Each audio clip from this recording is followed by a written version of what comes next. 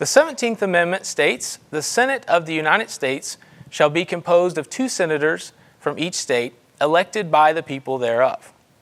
The key words here are elected by the people thereof. For over a century, until this amendment was ratified in 1913, most citizens were not able to vote directly for the senators that represented their state in Congress.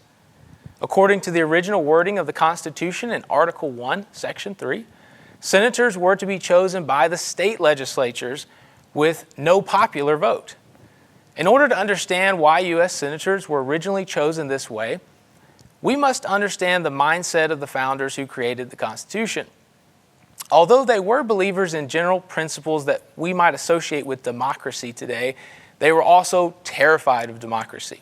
In particular, they worried about what they called mob rule, when a powerful leader known as a demagogue or a tyrant rose to power by swaying the common people, aka the mob, with smooth talk and promises of prosperity.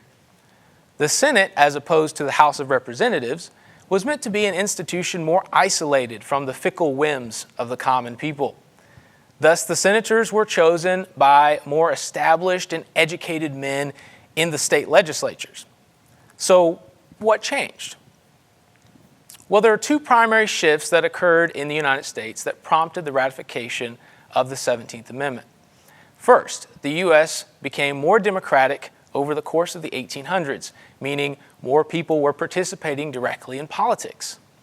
Secondly, the progressive era was in full swing by the first 2 decades of the 1900s, and the progressives wanted to root out corruption and improve government efficiency.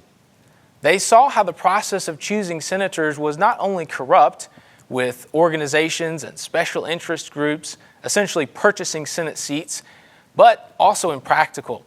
Often elections resulted in deadlocks within the state legislatures, leaving Senate seats unfilled for long periods of time.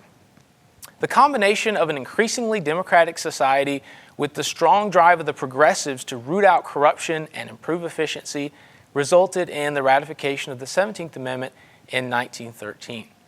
This amendment has not proven very controversial in the years since it was ratified.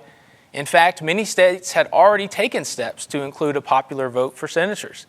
But this amendment officially made direct election of senators a constitutional right for American citizens.